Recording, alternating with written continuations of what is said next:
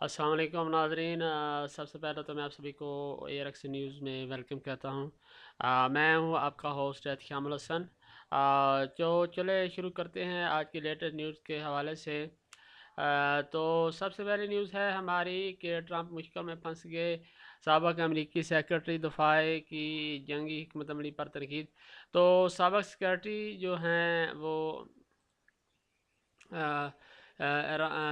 उसके अमरीकी सेक्रेटरी दफ़ा की जंगी हिकमत अमली पर तनकीद की है।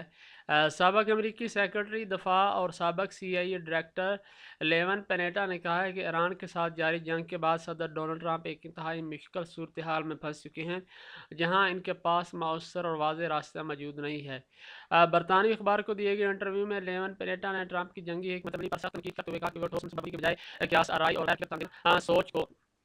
सोच पर इंसार कर रहे हैं। इनके मुताबिक ट्रंप को ये गलतफहमी है कि इम्कानात खुद ब खुद हकीकत में बदल जाएंगे, जो गैर संजीदा तर्जुमा है। तो जैसे कि आप जानते हैं कि ट्रंप की जो जंगी हिकमत अमली है उस पर इस वक्त पूरी दुनिया में तनकीद की जा रही है कि एक तो उन्होंने एक आयल का जो क्राइसिस पैदा हुआ है जंग की वजह से, उससे पूरी दुनिया आज निपट रही है, उससे दो चार है। दूसरी तरफ ट्रंप की अपनी हिकमत अमली की वजह से अमेरिका को इससे जंग में शिकस्त होती हुई नजर आ रही है और इसराइल जो उनके मकासद थे वो पूरे होते हुए नजर नहीं है। जैसा कि उन्होंने सोचा था कि हम क्या करेंगे कि हम उसको शहीद कर देंगे, उसको ईरानी सुप्रीम लीडर को कत्ल कर देंगे तो ईरान की जो फौज है वो पसपाई अख्तियार कर जाएगी और सरेंडर कर देगी। लेकिन उसके बावजूद इसकी फौज ने सरेंडर नहीं किया और जो है वो एक अमेरिका जो है बड़ी मुसीबत में फंस गया। तो लेवन ब्लेटा ने ईरान के सुप्रीम लीडर अली खामनेई को निशाना बनाने के फैसले को बड़ी स्ट्रेटजी गलती करार दिया, क्योंकि इसके नतीजे में सख्त मौकफ रखने वाली क्यादत सामने आई और तनाज़ा मजीद पेचीदा हो गया। तो उसके नतीजे में जो नए सुप्रीम लीडर आए उनका मौकफ था वो उससे भी ज़्यादा सख्त था, जिसके नतीजे में मामला मजीद पेचीदगी का शिकार हो गए। साबिक़ सेक्रेटरी दफा ने अमरीकी वज़ीर दफा पेट हेग्सेट पर भी तनकीद की और कहा कि वो एक मजबूत अहदेदार की बजाय सदर के हामी के तौर पर काम कर रहे हैं। तो जो ट्रंप का मकसद है बेसिकली वो उनको अहदों पर, अपने नज़दीकी अहदों पर उन्हीं को फायज करते हैं जो उसकी चापलूसी करते हैं और उसकी हाँ में हाँ मिलाते हैं।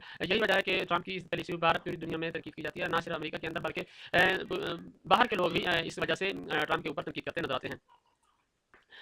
बराटा ने कहा कि जंगी मनाजर और हलाक होने वाले फौजियों की लाशों की मुंतकली को तशहीरी और फंड रेजिंग मकासद के लिए इस्तेमाल किया जा रहा है, जो गैर महजब अमल है। इनके मुताबिक मौजूदा सूरत हाल में अमेरिका के पास महदूद ऑप्शन रह गए हैं, जहाँ ईरान के अपने हमत पर कंट्रोल के बाद जंग बंदी मुश्किल होगी और अगर अमेरिका ईरानी सारी दफाई निज़ाम को निशाना बनाता है तो जंग में शिद्दत और जानी नुकसान के खदशात बढ़ जाएंगे।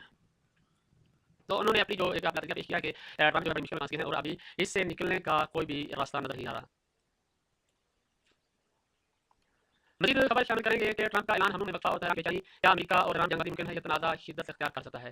अपनी ही डेडलाइन खत्म होने से चंद घंटे पहले ट्रंप पीछे हट गए। उन्होंने कहा कि ईरान के साथ बहुत अच्छी और नतीजा खेद बातचीत हुई है और ये कि ईरानी तवानाई के ढांचे पर किसी भी हमले को 5 दिन के लिए रोका जा रहा है, ये इकदाम दोनों अफ्रीकान को एक मुमकिन रास्ता फराहम करता है। तो उन्होंने कुछ दिन के लिए जो वो हमले कर रहे थे उसे ट्रंप ने वफा लेने का कहा है और कहा कि हम 5 दिन के लिए वफा ले रहे हैं और वो जो आयल पर जो हमले कर रहे थे, आयल की तनसीबात पर वो हमले नहीं करेंगे। अमेरिका और इसराइल कई हफ्तों से मुसलसल ये दावा कर रहे हैं कि ईरान की अस्करी सलाहियत बिल्कुल कमजोर हो चुकी है। उनका ये दावा था कि उन्होंने फौज को मुकम्मल तबाह कर दिया, अभी फौज किसी भी किस्म की लड़ाई लड़ने के काबिल नहीं रही ईरान की। तो अमेरिकी सदर डोनाल्ड ट्रंप और इनके वजीर दफा पैट हेग्सेट बारहा कह चुके हैं कि मतलब हमने ईरान के कमांडर ढांचे को मफलूज कर दिया है और उसकी जवाबी कार्रवाई की सलाहियत कमजोर पड़ गई है। इनके मुताबिक तो ये तनाज़ा इख्तिताम की तरफ बढ़ना चाहिए था, लेकिन सूरत इसके बरक्स दिखाई देती है कि शीर की तेजी से ज़्यादा शिद्दत के साथ और कम वाज़ेह निकात इख्तिताम के साथ आगे बढ़ रही है। तो उनके मुताबिक तो अभी ये तनाज़ा खत्म हो जाना चाहिए था कि अभी उन्होंने ईरान के सुप्रीम लीडर को भी मार दिया और बहुत सारे उनकी अहम फौजी कमांडर भी मार दिए। तो उनके मुताबिक तो उनको सरेंडर कर दिया, ये मामला जंग खत्म हो जानी चाहिए, लेकिन मामला इसके बरक्स दिखाई दिया, बल्कि मामला मजीद पेचीदगी इख्तियार कर गया और मजीद जंग में शिद्दत देखने को नजर आई। सलेचर को ये बात सामने आई कि ईरान ने बहरा हिंद में अमेरिकी बरतानवी अड्डे डेगू गार्सिया की जानब 2 मिसाइल दागे, जो तकरीबन 3800 किलोमीटर का फासला है। अगर ये मदार जजीरे तक नहीं पहुंच सके तो हम इसके वाक़या ने ईरान की सलाहियत के बारे में नए खदशात को जन्म दिया है। ताहल ईरान की मदार रेंज तकरीबन 2000 किलोमीटर समझी जाती थी। क्या ये एक पहले से पेचीदा सलाहियत हो या मुसलसल हमलों के दौरान तैयार की गई हो? मफहूम एक ही है कि अस्करी दबाव ने ईरान की पेशरफ्त को नहीं रोका। इसकी आला क़यादत का बड़ा हिस्सा वाक़ई खत्म किया जा चुका है, जिनमें रहबर आला अली खामनेई, अली लारीजानी जैसे सीनियर महफाज़ इनकलाब के कमांडर, मुसल्लह अफ़वाज के चीफ ऑफ स्टाफ और अहम मिसाइल साजी के मराकज़ शामिल हैं। तो फिर सवाल ये पैदा होता है कि इस मुहिम की सरबराही कौन कर रहा है और ईरान शदीद दबाव के बावजूद अपनी सलाहियतें कैसे बरकरार रखे हुए। तो यही लोग सोच रहे हैं, दुनिया यही सोच रही है कि उनके अहम लीडर जो हैं वो मारे गए, उनके सुप्रीम लीडर मारे गए, उनके सिक्योरिटी चीफ मारे गए, बहुत सारी आला क़यादतें मारी गई, लेकिन फिर भी उसके बावजूद भी ईरान के अभी फैसले कौन कर रहा है? अभी जैसे कि मिसाइल एक उनका जो समझा जाता था कि इस रेंज तक मिसाइल जा नहीं सकता, तो उन्होंने उस रेंज तक भी मिसाइल उनका उस रेंज को भी क्रॉस कर गया। तो ये सवाल पैदा था कि आखिर उनकी मुहिम की निगरानी कौन कर रहा है और उनकी सरबराही कौन कर रहा है और ईरान इतने दबाव के बावजूद भी अपनी सलाहियतें कैसे बरकरार रखे हुए है, उसकी जो सलाहियत है, उसकी काबिलियत है, वो काम होती हुई नजर नहीं आ रही। ईरान के इकदाम किसी भी तरह से जवाल की अलामत नहीं। सेनेचर के ईरान ने इसराइल के नेगियो से ईरान में वाक़ शहर दिमोना पर भी हमला किया, जो इसराइल के गैर लानिया जौहरी प्रोग्राम से मुंसलिक इलाका समझा जाता है। ये हमला ईरान के ईरान के बोशहर के करीब तवानाई के ढांचे पर इसराइली हमलों के बाद हुआ। जहाँ ईरान का जौहरी पावर प्लांट भी मौजूद है। पैगाम वादा था कि तमाम इजाफा किया जाएगा तो जवाब मिलेगा और अहम जगहें अब महफूज नहीं रहेंगी। ये इकदाम इंतशार की बजाय हम महंगी का इशारा देते हैं। अमरीकी और इसराइली हुकूमत अमरीका का बुनियादी सबब यह था कि आला क़यादत को हटा देने से निज़ाम मफलूज हो जाएगा, लेकिन अब ये बात गैर यकीनी दिखाई देती है। तो यही जो अमरीका और इसराइल का प्लान था कि हम क्या करेंगे कि हम अहम लीडर को मारेंगे, फौज के चीफ को मारेंगे, सिक्योरिटी चीफ अली लारजानी को भी मार दिया, बहुत सारे अहम क़यादत के जो अहम रहनुमा थे उनको मार दिया। तो उनका जो ख्याल था कि इनको मारने के बाद हमारा मसला हल हो जाएगा। और क्या हो जाएगा कि उनका जो ढांचा है, अस्करी ढांचा है, वो निज़ाम सारा वो मफलूज हो जाएगा, रुक जाएगा और फौज तबाह हो जाएगी, उनको कोई आर्डर देने वाला नहीं होगा। तो लेकिन अब ये बात यकीन दिखाई दे रही कि ऐसा हुआ नहीं। शाक एंड आर नामी अस्करी हुकूमत ममलिकत सबर इस बात पर मसला है कि फैसला साजी के ढांचे फौरन टूट जाएं, लेकिन अगर ये ढांचे तवक्को से ज़्यादा मजबूत निकले तो अगर ऐसा है तो एक ज़्यादा फौरी मसला सामने आता है कि बातचीत किससे की जाए। ईरानी सदर मसूद पज़ेश्कियान ने खुद को नुमाया नहीं रखा। तनाज़े के इब्तदाई मरहले में इब्तदाई मरहले में उन्होंने पड़ोसी ममालिक से इबादत की जिन पर ईरानी हमलों का असर पड़ा था और बताया जाता है कि सद्दाम ने बादरानी इनकलाब के बाद हल्के को नाराज़ किया। मुजतबा खामनाई के इक़्तिदार में आने के बाद से उन्होंने मज़ीद खामोशी इख्तियार कर ली है, जिससे सफारती रास्ते मज़ीद महदूद हो गए। तो अभी सफारती रास्ते भी बंद हो गए, बातचीत के रास्ते भी बंद हो गए कि अभी बातचीत किससे की जाए, क्योंकि जो नए सुप्रीम लीडर है वो किसी से बात करना नहीं चाहते। वो कहते हैं कि हम अभी बदला लेंगे, अभी जो भी होगा हम जो भी हमारा नुकसान होगा उसका हम अमेरिका और इसराइल को उसका खामियाजा भुगतना पड़ेगा, उसका हर्जाना अदा करना पड़ेगा। तो इसी सूरत में जंगबंदी हो सकती है और इसके अलावा इसका कोई और रास्ता नहीं है। फील्ड मार्शल आसम मनीर की शिया उलमा से मुलाकात का अहवाल। ईरान के वफादारों के पाकिस्तान से निकल जाने की बात हुई, मगर इसका पस मंजर था। ट्रंप से खायफ खलीजी बादशाह थे, क्या दुबई और कतर जैसी अमीर रियासतों में सिक्योरिटी का सफर महज इसराफ था। तो अभी जो इसके अलावा जो आसम मनीर ने भी कोशिश की कि अभी किसी तरीके से सुलह करवाई जा सके, उसका सफारतकारी का कोई रास्ता खोला जा सके, लेकिन वो कोशिश भी मुकम्मल तौर पर नाकाम होती हुई दिखाई दे रही हैं। गुज़िश्ता 14 माह में जब से ट्रंप दोबारा मनसब सदारत पर आए हैं, 2 अलग-अलग सफारती सिलसिलों में जौहरी माहदी की तरफ पेशरफ्त के साथ दिखाई दिए, लेकिन हर बार इसके फ़ौरन बाद अस्करी कार्रवाई हुई। ईरानी हुकाम का कहना है कि 27 फरवरी को जेनीवा में होने वाले मुज़ाकरात के दूसरे दौर में उन्होंने अमेरिका के ज़्यादातर तहफ़्फ़ुज़ात दूर कर दिए थे। वियना में तकनीकी बातचीत की तैयारी जारी थी, लेकिन ट्रंप ने कहा कि मुज़ाकरात के तरीक़ेकार से खुश नहीं है और अगले ही दिन हमले शुरू हो गए।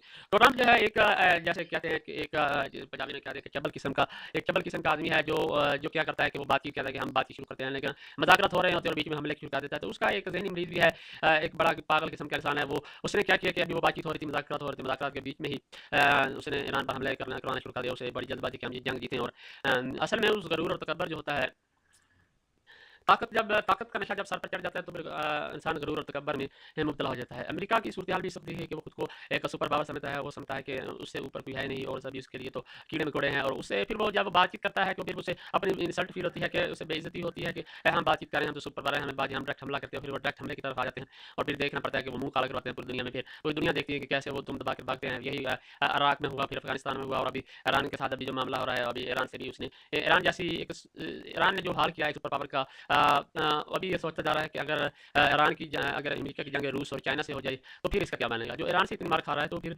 ईरान इतना टफ टाइम दे रहा है, तो फिर इनके सामने अमेरिका का क्या बनेगा।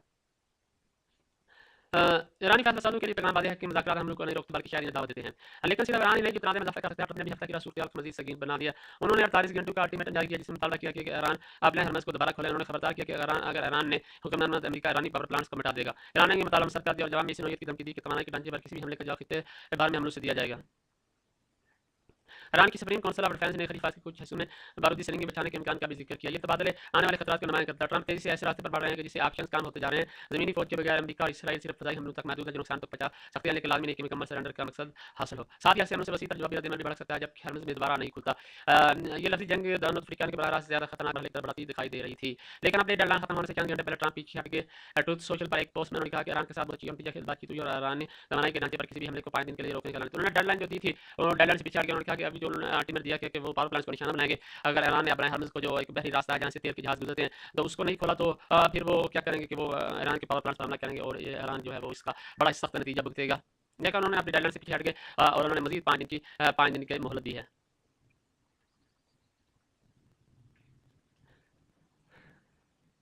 अभी कुछ कौमी न्यूज़ शामिल करेंगे कि पाकिस्तान में ऑक्टेन हाई ऑक्टेन ईंधन की कीमत बढ़ने पर बहस पहले सरकारी गाड़ी के पेट्रोल खरीद पाकिस्तान की वफाकी हुकूमत ने लग्जरी गाड़ी में इस्तेमाल होने वाले हाई ऑक्टेन फ्यूल पर पेट्रोलियम लेवी 100 रुपये से बढ़ाकर 300 रुपये फी लीटर किया, जिसके बाद पहली बार इसकी कीमत 500 रुपये फी लीटर से तजावज़ कर चुकी है।